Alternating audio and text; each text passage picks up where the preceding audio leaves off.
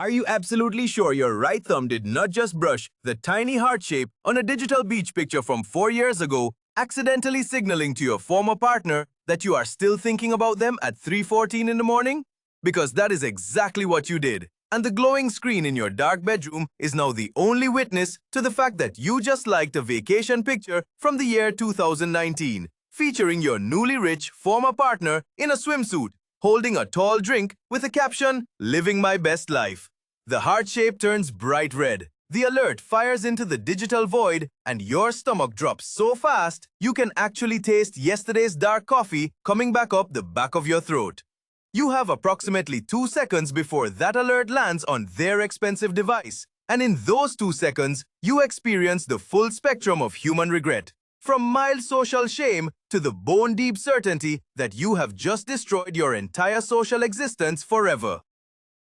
Your first instinct is to undo this digital crime scene as quickly as possible, so you stab the glass screen with your thumb and remove the like from the picture, your hands shaking so hard the heavy device nearly flies out of your sweaty grip. But removing the like does not delete the alert that was already sent. And you know this, because you have been on the other side of this exact situation, and you remember the little banner that says, "Someone liked your picture," even after they panic and take it back. So you move to the next level of panic, scrolling to their main page and hitting the block button with the kind of physical force usually reserved for emergency stop buttons on heavy industrial machines. The screen goes completely blank where their smiling face used to be. And for one beautiful moment, you believe you have erased the problem. That blocking someone also magically erases their phone alerts. That the universe will grant you this one mercy because you have suffered enough. It will not grant you that mercy because the alert already left your phone the exact instant your thumb landed. And blocking someone after the fact is like trying to catch a speeding train with a small butterfly net. What you do not know, and what you are about to learn in the most public way possible, is that your former partner is also wide awake at exactly 3:14 in the morning, scrolling through their own feed in that half-asleep state where you are conscious enough to read words, but not conscious enough to ignore things that do not matter. They see the alert, they see your full legal name, and they take a permanent picture of their screen before the like even disappears. Because people who get rich off internet money do not ever miss an opportunity to create drama. Within 4 minutes, that exact picture is posted on their main account with a custom caption, and within 6 minutes, it has 43 replies, most of them laughing loudly, some of them tagging your friends, and a few of them guessing about whether this means you are still deeply in love or just drinking alone in the dark. You do not see any of this public disaster yet because you are still staring at the blank digital space where their profile used to be, breathing heavy air like you just ran a very long race, trying to convince your racing brain that blocking them was enough to stop the bleeding. But the internet does not respect invisible walls, and by the time you open the social application again to check if the damage is contained, you already have 12 brand new alerts. All 12 of these alerts are from people you have not spoken to in over 3 years, asking if you are doing okay or if you saw the massive post that just went live. You click through the alerts, your heart already sinking into your bedsheets, and there it is in high definition, the captured picture of your mistake. Your full name sitting in the alert bar, the exact timestamp, the beach picture, all of it frozen in a little rectangle that now has 209 likes and is climbing higher every single second. You are not directly tagged in the post, but you do not need to be tagged, because every single person who follows both of you knows exactly who that lonely alert belongs to. The fast-moving comments are already creating a false story where you are the sad, tragic figure who never moved on with life, scrolling through old, happy pictures in the middle of the night like some kind of sad digital ghost looking for warmth. The absolute truth, which is that your thumb slipped while you were half asleep and looking at something completely unrelated to them, does not matter at all right now. The public story is already fully written by strangers, and it is much more interesting to them than the boring truth of a clumsy hand. Now you are completely awake, sitting straight up in your warm bed, the heavy phone burning hot in your sweating hand, and you are trying to decide if you should say something public, do something drastic, or just delete every application and move to a cold country without internet access. The rational part of your brain, the part that is not currently drowning in pure fear, knows that this is not actually a huge deal, that normal people will forget about it in a day or two, that nobody actually cares about your late-night scrolling habits.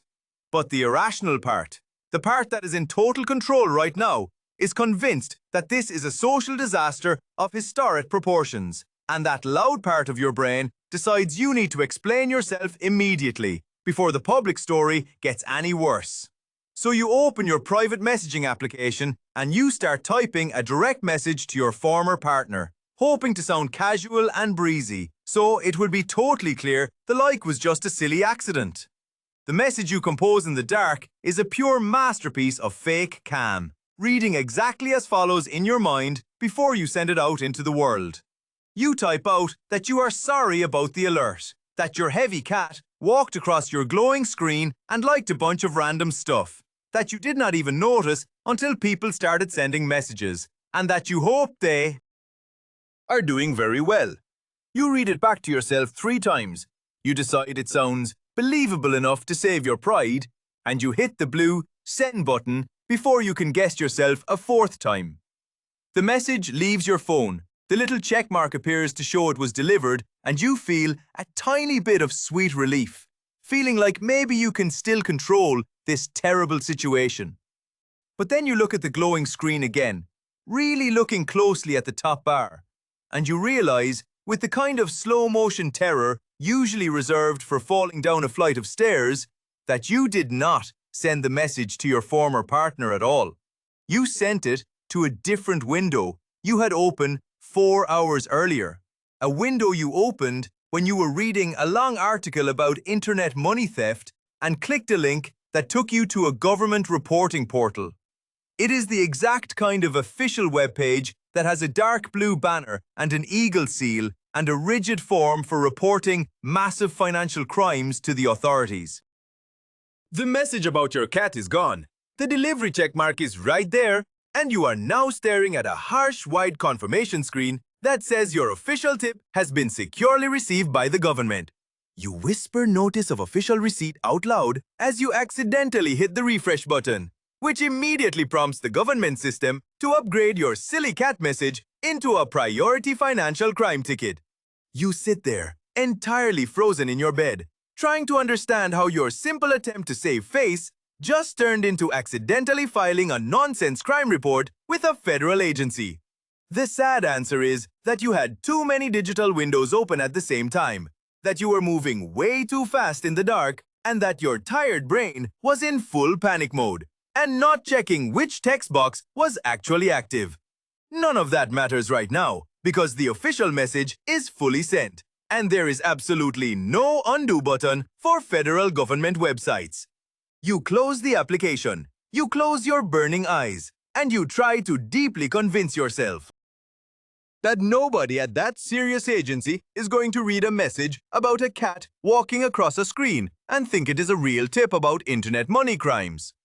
You are probably right about that fact, because the serious people who monitor those secure tip lines are actively looking for actual evidence of actual crimes, not random text messages about social media mistakes.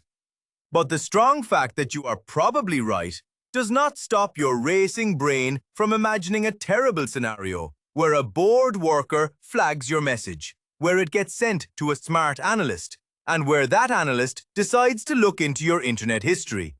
You imagine them finding the viral picture your former partner posted and somehow connecting the dots in a way that makes you look like you are trying to hide something much bigger than a late-night thumb slip on a beach picture. The sky outside your bedroom window is still completely dark, and the fast-trading computers around the wide world are busy looking at real data, actual market signals, price jumps, massive volume changes, breaking news stories, and the kinds of inputs that actually matter when billions of dollars are moving every single second of the day. They are not scanning personal social media accounts for liked vacation pictures, because no trading system on planet Earth is designed to care about a double tap on a 4-year-old beach picture. But your former partner's internet followers do not need reality to build a massive story. And by the time the actual sun comes up, the captured picture has exactly 612 likes. The comment section has spiraled into wild guessing games about whether you are trying to get back together, whether you are stalking their profile every night, or whether this is some kind of strange mental game you are playing. A few loud people, the kind of people who treat every single internet event like a massive secret waiting to be cracked open, start joking that maybe you are trying to send a hidden signal about the money market. They joke that maybe the late night like was a coded message telling people to sell their internet coins, and that maybe this is all part of some elaborate financial trick. These bad jokes do not go totally viral. They do not reach the national news, and they do not actually move any real money markets. But they do create a thick cloud of public shame around your actual name. That dark cloud is now firmly attached to you every single time someone searches your profile on the internet. You are clearly not a financial criminal. You are not secretly under a heavy investigation, and you are not going to be pulled into a courtroom by serious regulators in dark suits. But you are now forever known as the sad person who liked their former partner's old picture at 3 in the morning and then panicked so hard they vanished from the internet completely. The very next day, you do not leave your small apartment, not because you are in any actual legal trouble, but because the strong idea of running into someone who saw the picture and might ask you about it is way more than your heart can safely handle. You sit on your soft couch. You scroll through your locked phone. You watch the comment count on the picture climb safely past 1,000. And you finally realize that no amount of explaining or crying is going to change the public story. The public story is that you are the lonely person who could not let go of the past, who was looking at old pictures in the middle of the dark night, who got publicly caught and then tried to blame a fictional cat. The boring truth, which is completely understandable and human, does not fit their fun story. So the boring truth gets entirely ignored by everyone. You briefly think about posting your own long explanation, your own captured pictures, and your own honest version of events to clear your name. But you know deep down that trying to defend yourself will only make it much worse. That trying to control the wild story is the absolute fastest way to lose control of it completely. So you do absolutely nothing. You say absolutely nothing. You let the terrible moment burn itself out in the public square. And you just hope that by next week, someone else will do something. Highly embarrassing enough that people completely forget about your thumb. You sit in silence and wait for the terrible storm to pass over your building. Meanwhile, the actual real-world economy continues to safely exist, completely unbothered by your personal social media drama. The federal banks do not halt trading because the federal banks do not care about social media activity. And even if they did care, they would never waste time on a single liked beach picture. The government does not look at your browser history because the government has far more important things to do than investigate why a tired person touched a glass screen twice. The serious investigators do not knock loudly on your wooden door because they only investigate actual theft, real market lies, and the kinds of massive crimes that involve real money and real harm to real people. Your accidental government tip, if anyone even bothers to read it at all, gets filed deep in the digital trash bin and is forgotten within exactly 4 seconds. No loud police sirens wail in the distance, no federal agents appear in your hallway, and no one in any position of real authority cares at all about what you did in the dark. Because what you actually did is not a real crime. It is barely even a tiny mistake. It is just a silly thing that happened because you were very tired and very careless and very human. You survived the legal threat, but the social threat is about to knock on your door. Just as you finally relax your shoulders and take a deep breath of relief, a loud knock actually hits your front door, making you jump entirely off the soft couch. You walk slowly to the door, look through the tiny glass hole, and see your building manager taping a bright yellow piece of paper to your wood frame. You open the door fast, snatch the paper, and read the bold black letters stating that your internet provider has temporarily suspended your building unit's connection due to an automated flag from a federal financial portal. You look up and see your closest neighbor standing in the hallway, holding their phone up, recording you holding the yellow warning paper while wearing your sad sleep clothes. They post the video as a direct reply to your former partner's thread, proving to the entire internet that your late-night beach picture-like somehow resulted in an official federal internet ban.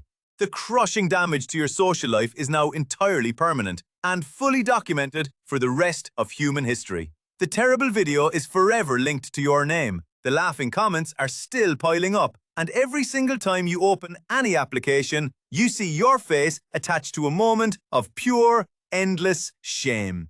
You think about moving to the woods, starting entirely over, and building a tiny cabin where nobody knows about the 3 in the morning disaster. But running away does not erase the digital past.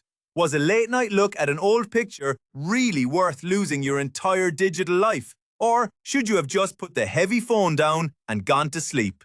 Who do you truly think handled this total disaster worse? You or your newly rich former partner? Drop your honest answer in the comments below and maybe hit the subscribe button to magically bless your own hands before they betray you in the dark. Because the internet never sleeps, and neither does public embarrassment.